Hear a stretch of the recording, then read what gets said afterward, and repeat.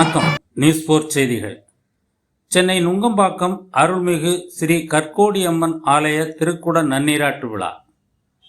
சென்னை நுங்கம்பாக்கத்தில் எழுந்தருளி வேண்டுவோருக்கு வேண்டிய வரம் தந்து இஷ்ட தெய்வமாகவும் குல தெய்வமாகவும் இருந்து அருள் பாலித்து வரும் அருள்மிகு ஸ்ரீ கற்கோடியம்மன் ஆலய திருக்குட நன்னீராட்டு சிறப்புடன் நடைபெற்றது.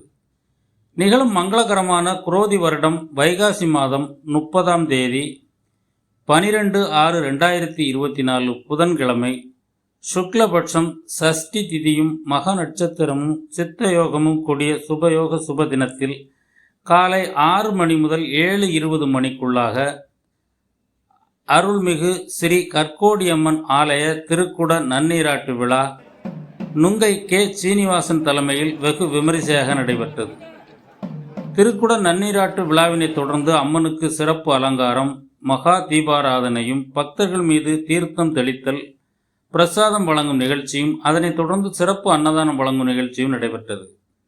அன்னதானத்தை பெருநகர சென்னை மாநகராட்சியின் 113வது வார்டு மாமன்ற உறுப்பினர் பிரேமா சுரேஷ், திமுகவின் நுங்கம்பாக்கம் பகுதி செயலாளர் சுரேஷ் ஆகியோர் தொடங்கி வைத்தனர்.